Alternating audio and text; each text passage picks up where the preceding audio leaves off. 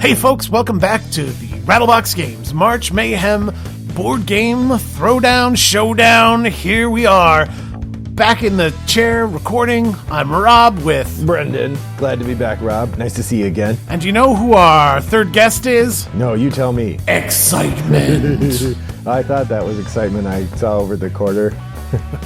Yes, it is. You can tell because he wears his sunglasses all the time. Are they those flip-up sunglasses? I think they are. Oh, yeah. And you know what? The last time that Excitement had to flip their sunglasses up was when they saw the box for our first contender today, the giant, exciting box of TI4. TI4. Then you get that majestic space lion on the cover. You get that giant mob of people getting ready to explore, expand, exterminate, and one other X.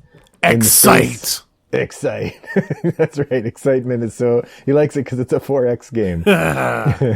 So TI4, you know, the giant of the genre. This is its 4th edition, so they've had a lot of time to refine, make the game just perfect. It's no longer an 8-hour behemoth. It's now a 6-hour behemoth. And it's 6 hours of pure excitement. Christian T. Peterson, Corey Konecka, and newcomer Dane Beltrami have done a great job over at Fantasy Flight, really making this the game to beat in terms of its weight class, for sure. It's so impressive that Fantasy Flight has continued to support this game, not only bringing it back for reprints, but to put the work into it to keep refining the game. For sure. And you know, that's really rewarding the fans. But it's also clever marketing, right? They get people to buy this game again and again. You know what? And they don't complain. No, they don't. They're like, look at all these new stuff I get. I love it. Now, in here between Dane and Christian, am I seeing a name that's familiar to us here in the March Mayhem bracket? You are, Rob. It's Corey Konecka, the designer of such games as Star Wars Rebellion that we saw about a couple days ago. Ooh. Boy, unlike previous brackets, we've got a lot of designers who are coming back again and again and again.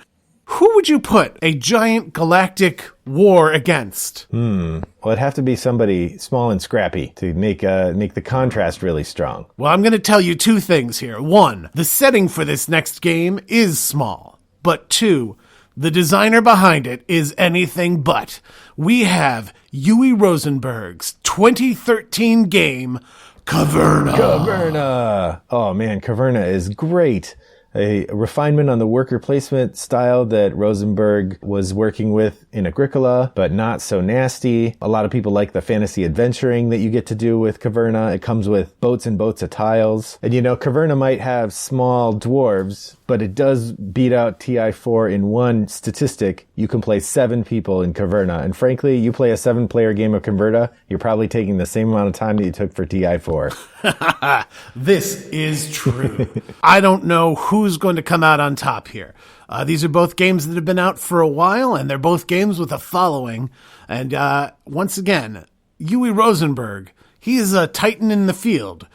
But TI4 takes up about as much presence in some people's heart as it does on the table. Indeed. I think the biggest challenge for voters out there is that, unlike some of the other matchups we've seen, these are not only distinct kinds of games, but they're going to have very distinct audiences. TI4 is going to be your classic Ameritrash player. Caverna is very much a Euro game. And so while you and I tend to be Omni gamers, we can like both of these games. And thank goodness I don't have to Solomon-like decide which of these babies should survive. I think there'll be people who really say, like, this is my kind of game. And I think the audience maybe has some strong feelings here. Well, we'll find out when they vote at Gamefight Show, won't we? We will. Now, I want you to do me a favor. Could you grab that packing tape I placed next to your chair? Got it. Now, could you tape your hat onto your head, please?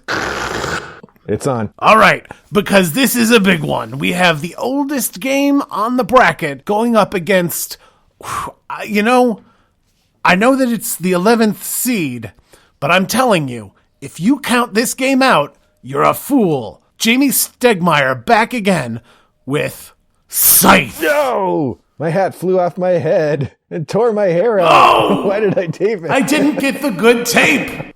Jamie's going up against Andrea Seyfarth's Puerto Rico. Oh, a giant of the industry. A giant. This is the game You know, there's a lot of people who point to Catan as starting the Eurogame craze in America. Well, Puerto Rico's the one that cemented it. This is the game where people said, look at this thing. It does stuff differently than I've ever seen before in a game. You know, there's no dice. There are no dice. So there's no dice. You are making choices and all those choices matter. This is a game that has stood the test of time and still gets play regularly.